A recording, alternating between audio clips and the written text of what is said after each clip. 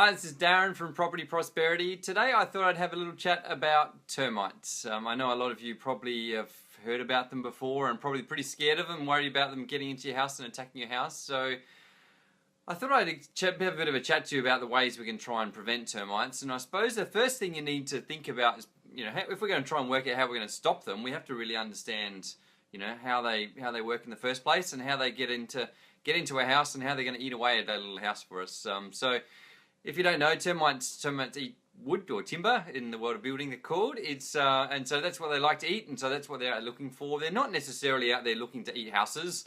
Their preference is to eat other types of wood. They eat, old tree roots and old tree trunks and all that sort of stuff. So they're not necessarily out there just trying to eat houses, and so that's the first thing to understand is, they're out there just looking for a supply of wood to eat, and so that's the first thing we can try and do is try and keep wood away from our house. So if we've got an old timber trunk or something else lying around near our house, then that's obviously it's going to attract termites. So that's the first thing. So firstly, we don't want to attract them to our area in the first place, and that's probably one of the reasons why termites are attracted to houses nowadays. Is the fact that more and more houses, properties now are all covered in concrete, which means it's going to less places for them to be able to eat, essentially, and so they're going to eat whatever they can. And I'm sure their preference is not to eat a house; they'd rather eat a nice big tree. But there's less and less trees around, so they end up just getting into wherever they can, basically. So the other thing to understand about termites is they don't like the light. So what that means is they're going to burrow underground, and if they are going to come above ground, they're going to build like a little tunnel because they don't like to get out in the light. So that's why one of the rules of building, it's actually, I think it's the standard number 3660 or something like that is the standard. It actually says that because we know termites don't come out through the light. Hey John, thanks for joining.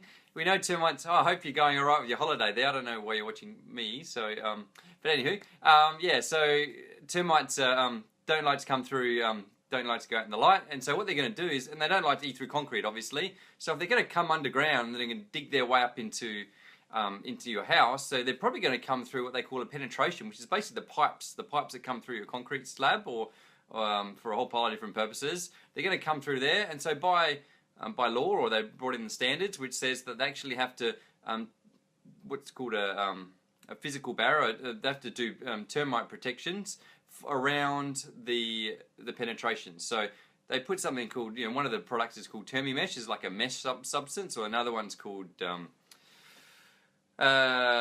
cordon, or there's a whole pile of other different things. Cordon's a bit like a plastic, and it's got insecticide built into the plastic, so basically, the termites don't like the insecticide, so they'll go away and kill all their family and stuff when they get the insecticide on them. So there's a few different products around there, just brand names essentially, but there's different ways of trying to do it.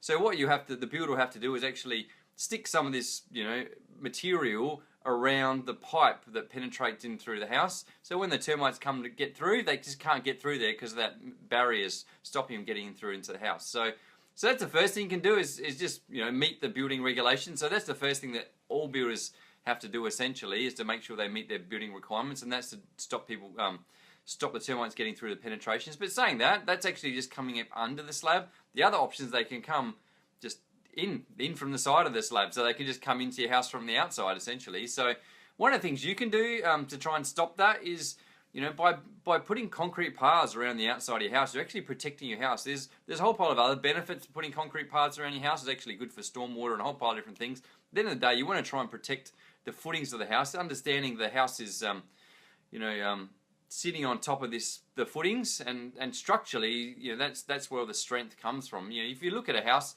it's just a little timber frame, just like twigs holding the whole thing together. And the reason they can do that is because they've got this strong footing that sits in, and it's really solid and structurally sound that you can build almost anything on. As long as that maintains its structural integrity, then you shouldn't have too many problems with the rest of the house. So generally, when you get cracking or you get things going wrong with your house as far as movement, it's because your footings aren't necessarily doing what you'd hope they do essentially. So that being said, so you really want to protect your footing. So putting concrete paths around the outside or pavers around the outside, and that's going to get all the water to come away from the footing. So firstly, that's a good thing just to protect your footings in the first place. But then secondly, it's also going to make it a lot harder for the termites to try and get into your house then. Because remember what we talked about was that termites don't like to come outside, and so they're stuck then. They're going to have to try and work out how they're going to get across this path into your house. And so generally what they're going to do is they're going to build little tunnels, and you're going to see this little tunnel made out of mud coming through, getting towards your house, and that's the point you ring up your exterminator, your termite inspector, to come in and check out what's going on with the termites, and they'll come in and they'll spray and try and get rid of them. Essentially, yeah, it's pretty hard to get rid of termites, to be honest. They're going to try and kill off as many as they can, but they're probably just going to go next door and attack your neighbour's house. But you know, it's better than attacking your house, essentially. So the other thing you can do is what's called a physical barrier. Is the standards require that your paths around the outside of the house are actually lower than the top of your slab. So remember, the termites don't like to eat concrete, and so even if they do build their little tunnel that's coming across the paths, they'll then have to, if you've got a height difference between the top of your slab and the top of the concrete path, they're going to have to build a little tunnel that's going to come up the side of your concrete slab, and then so before they can try and get into your house. So that's the other cool thing. You'll be able to see this tunnel coming across your path, and then you also have to build a tunnel trying to get up inside your house. So that's an extra protection for you. So it's another reason why, if you're at, you know, building inspectors going to come and check it out for you. But likewise, you know, if you want to try and work out whether your house is compliant as far as council building requirements are, you should make sure there's a step down between the top of your slab and where the actual path is. Because you imagine if the top of the slab and the path are lined up together, or even worse, there's dirt leaning up against your slab, or the path is higher than where the top of the slab is, the termites can just basically walk straight across the dirt, in through the bricks, straight into your house. So that's the first thing that you really want to make sure is you've got a concrete path around the outside, and when you've got the concrete path, there's actually a step down between the top of the slab and the concrete path, and that's going to stop the termites trying to get into your house as well. Or at least you're going to see them building their little tunnel, so it's going to stop. You'll be able to have a chance to call the termite inspector and get them to come and get rid of the termites, basically. The other option you can do as well, we talked about that the termite material that you can try and stop the termites. So that's called, you know, cordon or termimesh, or a whole pile of different brand names for these different products. You can actually, as well as putting it in the penetrations around the pipes to try and stop them coming in, you can actually put it around the outside of the house, and they call that the perimeter of the house. So it does cost some money, but if you really want that peace of mind, you're really worried about termites, then you can put the this little mesh, or the little material, the insecticide laden material, all the way around the outside of the house, and your bricks actually sit on top of this material. And if you want to try and work out whether your house has that, you can actually go up and have a look at the edge of your house. You'll see where the path is, and then you'll see the top of the slab, and then you'll see a bit of plastic sticking out the side of your house, and then you'll see your bricks sitting on top of the plastic. A lot of people think they have termite protection because they see that plastic hanging out the side.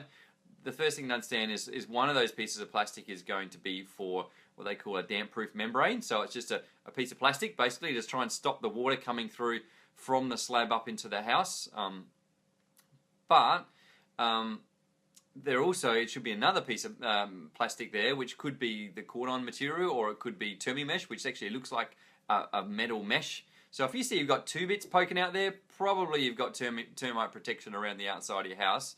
Obviously, I can't 100% guarantee it, but it's a pretty good sign. If you've got two bits of plastic, there's something going on there, because you shouldn't really have two bits of plastic there. So it probably means you've got termite protection going around the outside of your house as well. So it just gives you that double peace of mind. One thing I'll just point out too is a lot of marketing goes towards, I don't know if you know, but there's timber framed houses. So the timber frame actually holds the house up. When you see what's called a brick veneer house, they have bricks on the outside of the house, and they have a timber frame, and they have gyprock on the inside.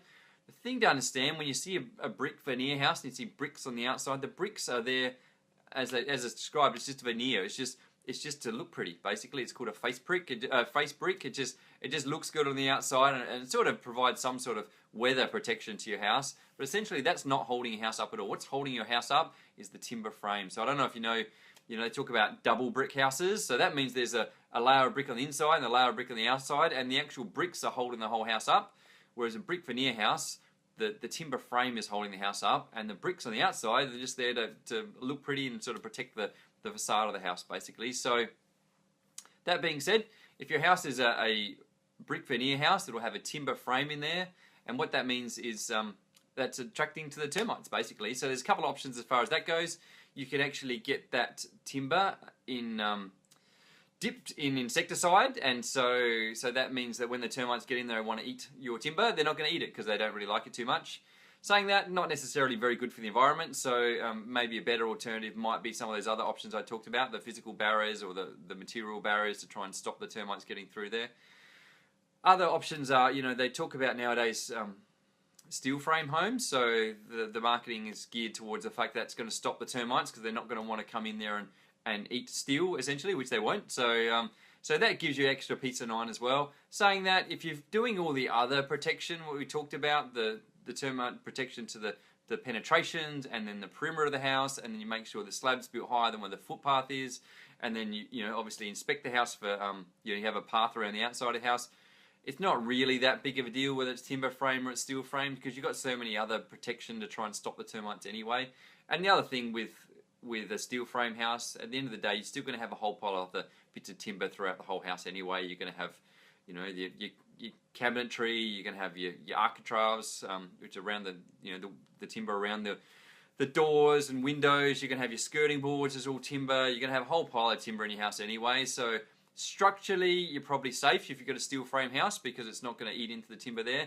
But likewise, having timber in your termites in your house is not good because it's going to eat out all the rest of the timber anyway. So I'd probably advise, rather than just relying purely on the fact that you've got a steel frame house and then not worrying about termites, probably better to focus on let's try and stop the termites and let's not care so much about whether we've got a timber frame and a steel frame house. Let's focus on how do we stop the termites getting in the first place. Because at the end of the day, if they get into your house, they're going to cause a massive hassle anyway. So hopefully that's made sense to everybody. I hope you've, hopefully you're not so stressed about it. I know when I talk to some clients, they're massively stressed out at termites and they're really worried about having termites come into the house. And I go through the same process explaining all the options we have of trying to prevent termites.